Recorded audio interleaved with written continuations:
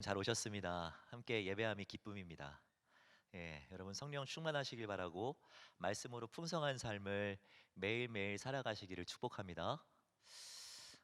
진심으로 여러분 축복합니다. 하나님의 은혜와 평강이 여러분들의 오늘과 내일 가운데 풍성하기를 주님의 이름으로 축복합니다. 조슈아 벨이라고 하는 바이올리니스트가 있습니다. 이 세계적인 바이올리니스트인데요. 그가 보스턴의 콘서트 홀에서 공연을 했을 때 일입니다. 그 보스턴에 있는 콘서트홀에서 공연을 했을 때 티켓값 중에 가장 싼 금액이 13만 원이었다고 합니다. 13만 원. 뭐 중간값도 아니에요. 비싼 금액이 13만 원도 아닙니다. 가장 싼 금액이 13만 원인 공연. 그럼에도 불구하고 많은 사람들이 이 조슈아 벨의 공연을 사랑해서 매진까지 되었다고 합니다. 연주도 뛰어났고 사람들은 이 조슈아 벨을 너무나도 좋아했던 거죠. 그런데 이 보스턴 콘서트홀에서의 공연을 마치고 이틀이 지난 시점에 비행기를 타고 워싱턴으로 넘어갔나 봐요. 워싱턴에 가서 이제 지하철역에 가서 바이올린 연주를 동일하게 했습니다. 청바지 입고 티셔츠를 입고 모자까지 푹 눌러 쓰고 바이올린 연주를 한 거예요. 구성도 똑같습니다. 연주도 똑같습니다. 한 40분 정도 공연을 했을까요? 40분의 공연을 마쳤을 때 그 현장에 남아있던 사람은 단 6명밖에 안 됐다라고요. 그리고 해외에 가면 이렇게 공연하는데 앞에 돈 놓을 수 있도록 이렇게 만들어 놓잖아요. 바이올린 케이스를 오픈해 놓고 여기다가 돈 좀 놓고 가라고 이렇게 했는데 40분의 공연이 끝날 때까지 모인 돈은 단 4만 원밖에 안 됐다라고 합니다. 아주 재밌는 실험을 한 거죠. 이 실험이 우리에게 가르쳐 주는 바가 무엇입니까?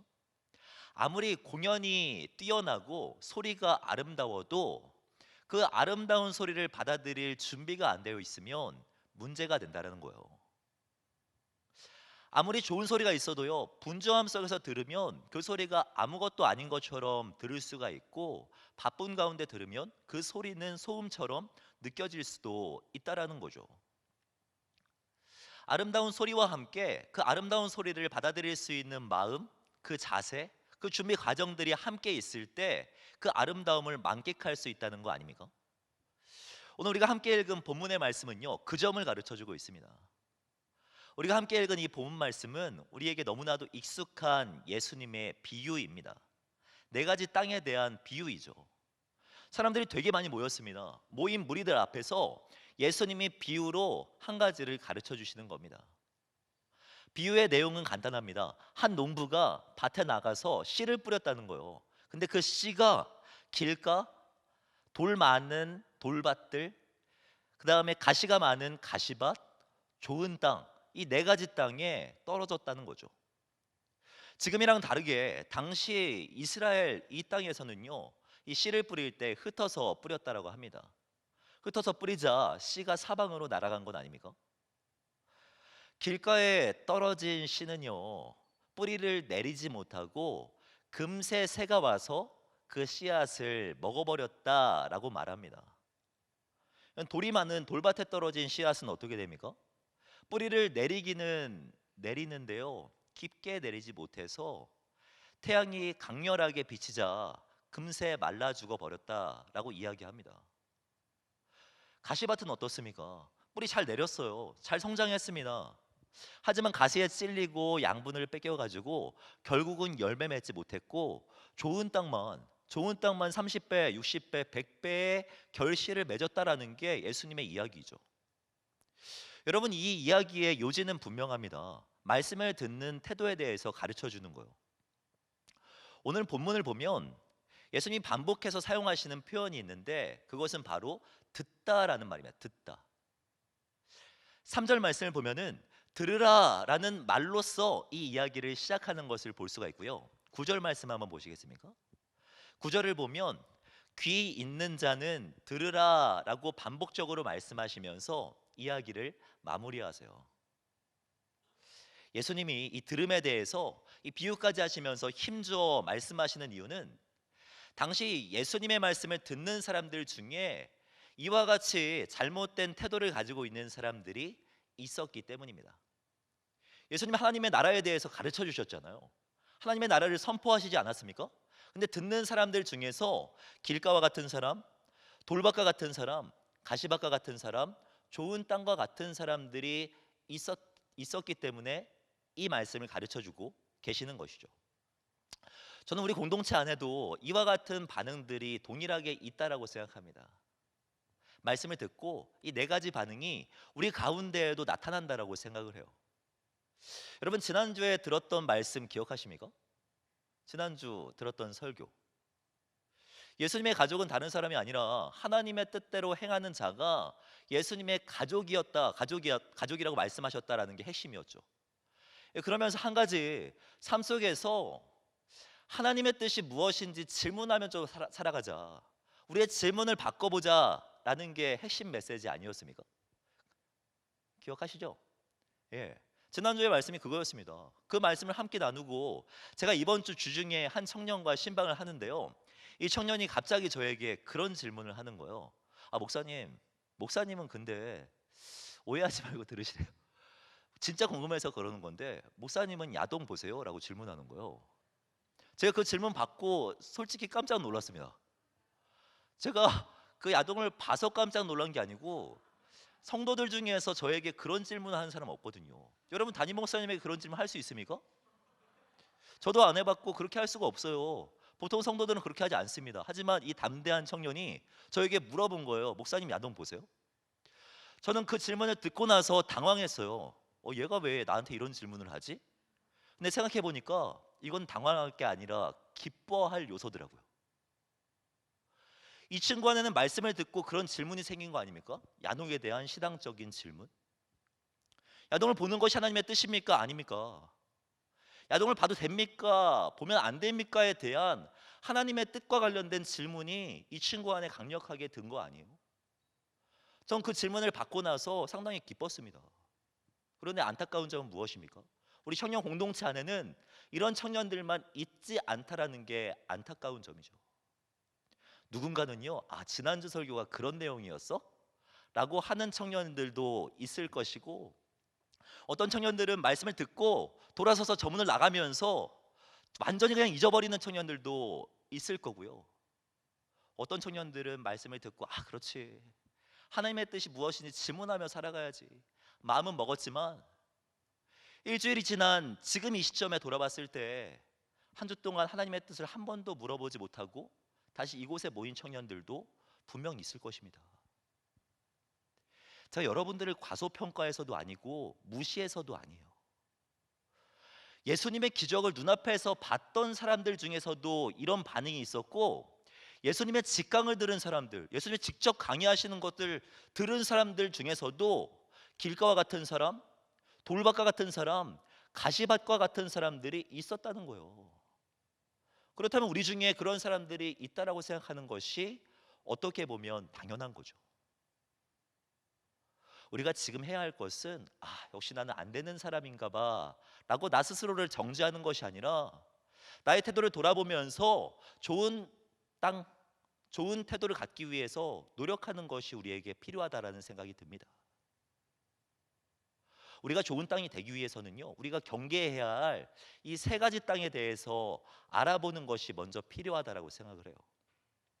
저는 이 세 가지 유형으로 이렇게 이 땅들을 나누어 봤습니다.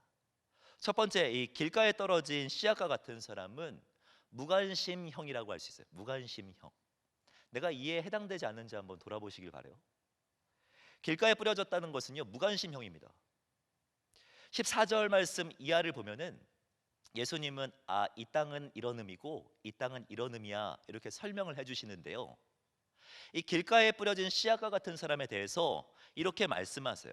이 15절 말씀을 보면, 길가에 뿌려졌다는 것은 이들을 가리킴이니 곧 말씀을 들었을 때 사탄이 즉시 와서 그들에게 뿌려진 말씀을 어떻게 했다고요?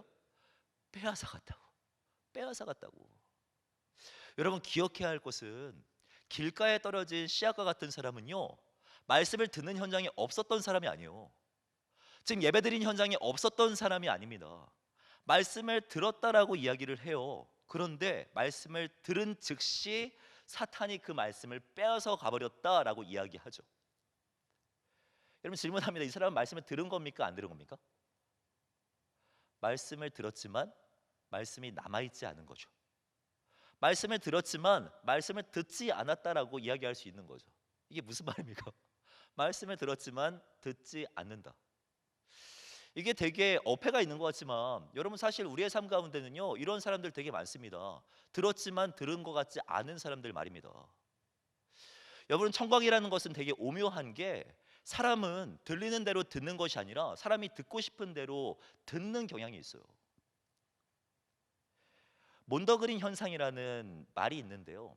이 말은 무슨 말이냐면 스코틀랜드 민요 중에 이런 가사를 가진 민요가 있어요. And laid him on the green. And laid him on the green. 근데 이 가사를 듣던 한 작가가 자기의 모국어 발음에 익숙한 대로 들어서 And laid him on the green. on the green 아가씨로 들으면서 이제 시작된 말입니다. 이 작가는 이렇게 말을 해요. 내 모국어 발음하고 이 스코틀랜드 민요하고 너무 차이가 나서 나는 이렇게 실수했다라고요. 그러면서 주장하죠. 사람은 들리는 대로 듣는 것이 아니라 자기가 경험한 대로 자기에게 익숙한 대로 듣는 경향이 있다라고 주장한 거예요. 연애의 주장의 근거에서 생각해 봤을 때 길가에 뿌려진 씨앗과 같은 사람은요 하나님의 말씀에 익숙한 사람이 아니라 세상의 언어에 익숙한 사람입니다.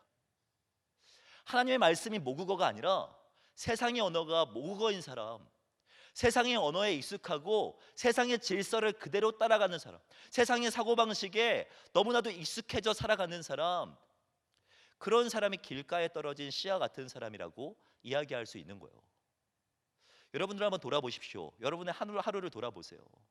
아침에 일어나서 뉴스에 떠 있는 기사들의 그 내용들을 보면서 하루를 시작하고 또 등교를 하거나 출근을 하거나 밖에 나가서 이동을 할 때 뭐 멜론이나 스트리밍으로 돌아가는 것들, 거기서 나오는 그런 가요들, 요즘엔 BTS의 뻐러가 대세인 것 같은데 그죠? 뻐러를 들으면서 하루를 보내거나 아니면은 두근두근 내 마음을 설레게 하는 드라마 OST 모음, 이런 걸 들으면서 여러분 하루를 보낸다면 나만 듣는 거야? 어제 멜론에 들어가니까 DJ가 그렇게 추천해 주던데요. 여러분 이런 걸 들으면서 살아간다면 하나님의 말씀이 들리겠습니까? 퇴근하면서는요 유튜브 알고리즘에 이끌려서 퇴근을 하고요 집에 와서는 넷플릭스에 푹 빠져 있다가 교회에 와서 말씀을 들으면 그 말씀이 들리겠어요?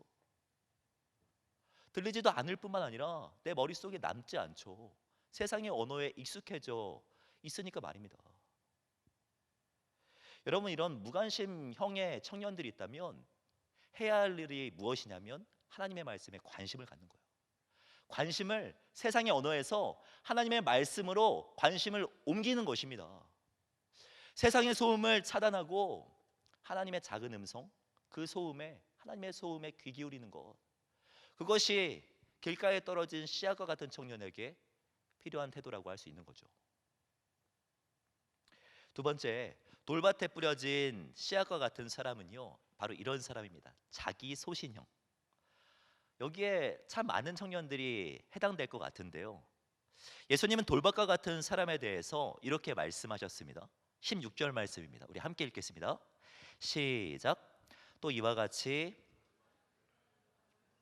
이들을 가리키미니 말씀을 들을 때 즉시 기쁨으로 받으나 그 속에 뿌리가 없어 잠깐 견디다가 말씀으로 인하여 환난이나 박해가 일어나는 때에는 곧 넘어지는 자다. 여러분 이 말씀에서 우리가 주목할 단어가 있다면 즉시라는 단어예요. 즉시. 길가를 설명하면서도 즉시라는 단어가 등장했죠. 말씀을 들었지만 즉시 빼앗겨 버리는 사람, 그 사람하고는 좀 차이가 납니다.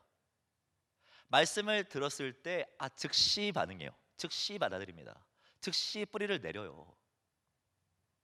여러분 이 표현이 되게 긍정적이고 칭찬인 것 같지만 사실 그렇지 않아요. 사람이라는 것은요 어떠한 새로운 주장에 즉시 받아들이기 힘들어합니다. 즉시 말씀을 받았다라는 것은요 자기의 소신과 일치했기 때문에 받아들인 거라고 볼 수 있어요. 여러분, 저는 떡볶이를 많이 좋아하는 편은 아니지만 떡볶이와는 순대나 튀김이 함께해야 한다라는 소신을 갖고 있습니다. 그죠? 떡볶이에는 순대나 튀김이 함께 있어야지 되지 않습니까? 근데 누군가 저에게 와가지고 떡볶이를 먹다가 아 목사님 순대 하나 시키면 안 돼요? 라고 하면은요 저는 당장 야 순대 시켜 라고 말할 거예요. 왜? 떡볶이와 순대는 국룰이니까. 여러분, 즉시 반응한다는 것은요 소신과 일치했기 때문이라고 볼 수 있어요. 즉시 뿌리를 내린다라는 이 표현은요 자기 소신이 되게 분명한 사람일 수 있습니다. 하지만 문제는 무엇입니까? 하나님의 말씀은 늘 나의 소신과 일치하지 않는다는 거예요. 나의 생각과 나의 소신과 다를 때가 분명히 있고, 아니 분명 하나님의 가르침은 여러분의 생각과 다를 수 있다는 거예요. 오늘 본문의 표현을 보면 말씀으로 인하여 환난이나 박해가 일어날 때라는 표현이 있는데, 이 말은 1차적으로는 말씀을 통하여서 물리적인 어려움이 있다라는 의미이기도 하지만, 말씀이 내 안에 들렸을 때 뭔가 혼란스러워질 때, 내 생각과 다르지만 하나님의 말씀이 들어오면서 내 뼈를 때릴 때, 나의 생각을 막 바꾸어 갈 때, 하나님이 내가 가지고 있었던 생각과 다르게 새로운 가르침들을 주실 때, 그런 말씀이 나에게 전해질 때 그런 것을 의미하기도 합니다. 손절하고 싶은데 용서하래. 나를 사랑하고 싶은데 이웃을 사랑하래요. 나 자신에 더 관심 갖고 나 자신만을 꾸미고 싶은데 하나님을 바라보래요. 말씀이 그러래요. 그런데 이때 자기 소신형들은요, 어떻게 그럴 수가 있어, 오늘 말씀은 패스다 라고 넘어가는 사람들이 바로 이와 같은 사람이죠. 여러분, 자기 소신을 가지고 살아가는 것 전 나쁘지 않다라고 생각해요. 크리스찬으로 생각이 있는 크리스찬이 돼야 되고 생각하는 그리스도인으로 살아가야 합니다. 하지만 내 소신과 하나님의 말씀이 충돌했을 때 있잖아. 그 충돌했을 때에는 하나님의 말씀의 권위를 인정해야죠. 내 소신이 아니라 하나님의 말씀에 비중을 조금 더 두어야죠. 그 말씀을 따라가야죠. 이것에 대해서 지금 이야기하고 있는 것 아닙니까? 마지막으로 가시밭과 같은 사람은요 만능 재주꾼형입니다. 이걸 가지고 어떻게 표현할까 한 이틀 정도 고민했는데 제 언어 가지고는 쉽지가 않더라고요. 만능 재주꾼형 아니면 뭐 척척박사형, 약간 이런 느낌입니다. 18절 보면은요 가시떨기와 같은 사람에 대해서 예수님은 이렇게 말씀하십니다. 또 어떤 이는 가시떨기에 뿌려진 자니 이들은 말씀을 듣기는 하되 세상의 염려와 재물의 유혹과 기타 욕심이 들어와 말씀을 막아 결실하지 못하게 되는 자다라고 말씀하고 있죠. 이런 만능 재주꾼이란 그런 사람이에요. 이것도 잘하고 저것도 잘합니다. 모든 것들도 다 알고 모든 것도 다 잘하는 사람이 만능 재주꾼이에요. 지금 이 말씀에서 야 두루두루 잘하는 거, 두루두루 관심 갖고 그것을 위해서 기도하는 것, 이것을 지금 부정하는 거 아닙니다. 오늘 본문에 우리가 주목해야 할 표현이 무엇이냐면 세상의 염려와 재물의 유혹과 그 다음 표현이 중요해요. 그 다음 표현이 무엇입니까? 기타 욕심이라고 이야기하고 있어요. 재물에 대한 관심, 경제에 대한 상식들, 이런 것들 알아가는 것에 대해서 부정적으로 이야기하는 게 아니에요.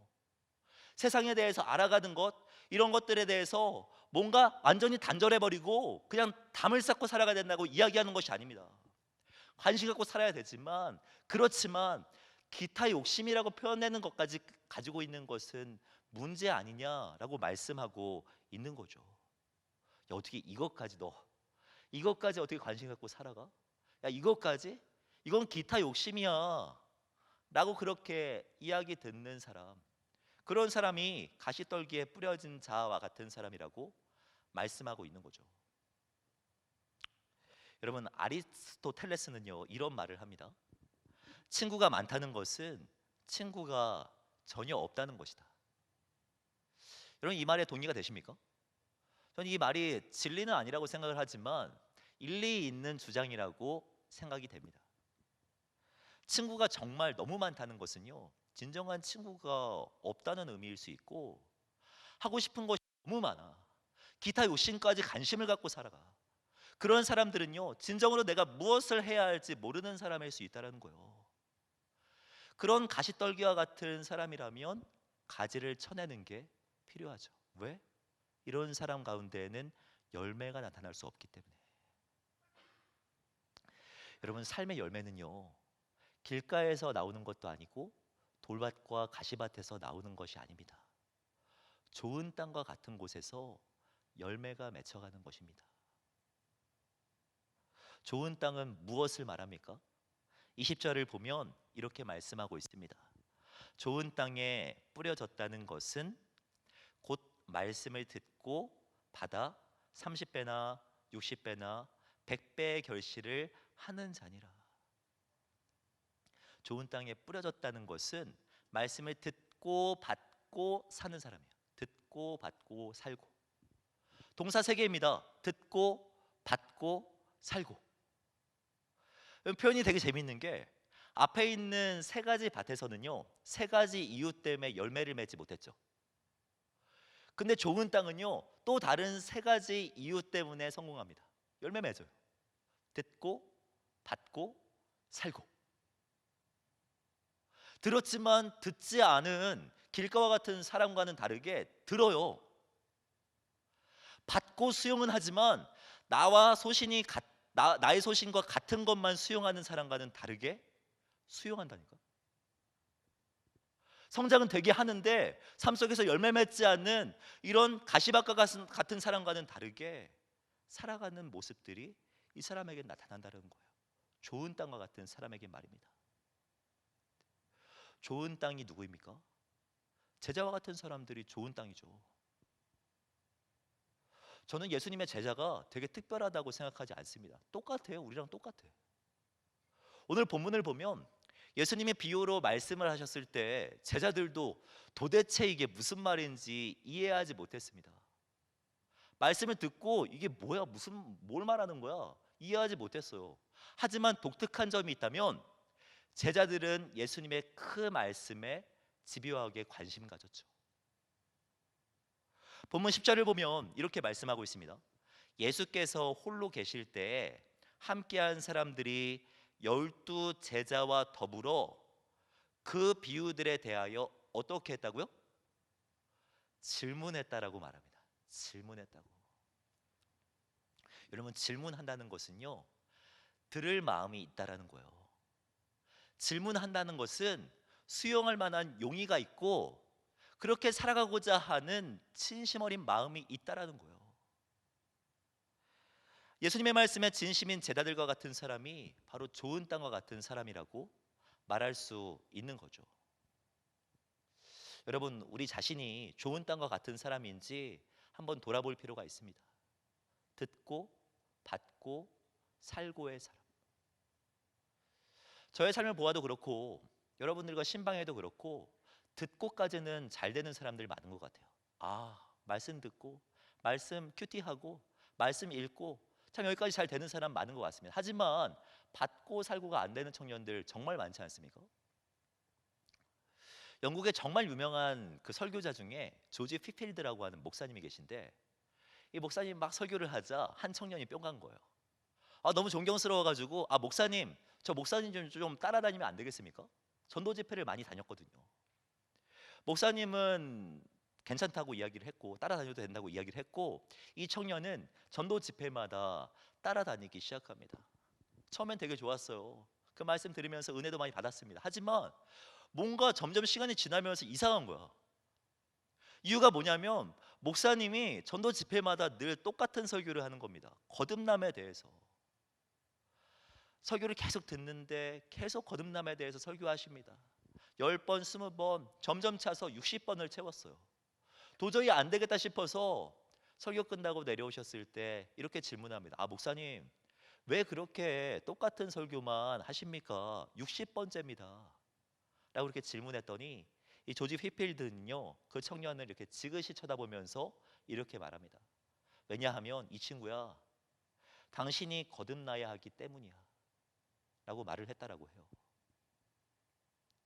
60번을 동일한 설교를 들어도 변하지 않는 청년, 동일한 말씀을 계속해서 반복적으로 들어도 받고 살지 않는 청년, 그 청년들을 보면서 계속해서 반복된 설교를 했던 것이죠. 말씀을 듣는 여러분들의 모습을 한번 돌아보시기를 바랍니다. 우리 이렇게 한번 해볼까요? 두 손을 한번 모아가지고 여러분들 가슴에 한번 올려볼까요? 그리고 제가 질문하는 질문에 한번 진지하게 고민해 보십시오. 대답하지 마세요. 서로가 상처될 수 있으니까. 진지하게 한번 질문해 보세요. 나는 하나님의 말씀을 듣고 있는가? 나는 하나님의 말씀을 받고 있는가? 나는 하나님의 말씀대로 살아가고자 삶 속에서 노력하고 있는가? 아니, 살아가고자 하는 의지가 있는가? 여러분, 하나님의 나라는요, 이제 내리세요. 내려. 하나님의 나라는 이 질문에 분명한 답을 할 수 있는 사람을 통하여서 확장되어 갑니다. 이 질문에 대한 답을 가지고 있는 사람을 통하여서 30배, 60배, 100배의 결실을 맺어가는 거예요. 말씀을 마무리하기를 원합니다. 오늘은 현충일이죠. 6월 6일 현충일입니다. 현충일은 잘 아시겠지만 나라를 위하여서 목숨을 바치신 분들을 기억하는 날입니다. 현충일 하면 많은 사람들이 생각납니다. 하지만 저는 말씀을 묵상하면서 그 군인 한 명이 생각났어요. 메가더 장군이 한국에 왔을 때 6.25 그 시절에 마주했던 이름 모를 그 국군 한 명, 병사 한 명. 우리나라가 전쟁으로 해서 힘들어하고 있을 때 미국이 참전할지 말지 고민하고 있는 상황이었어요. 그런 상황에 메가더 장군이 한국에 방문해서 초소를 막 이렇게 지키고 있는 병사 한 명을 봅니다. 그러고 나서 질문했어요. 언제까지 여기에 있을 거야? 지금 상황이 좋지 않은데. 상관의 명령이 있을 때까지입니다. 만일 상관의 명령이 없다면 어떻게 할 거야? 죽을 때까지 지켜야죠. 그런가? 그러면 당신에게 무엇이 필요한가? 총탄과 실탄을 더 주십시오. 그리고 전차도 주십시오.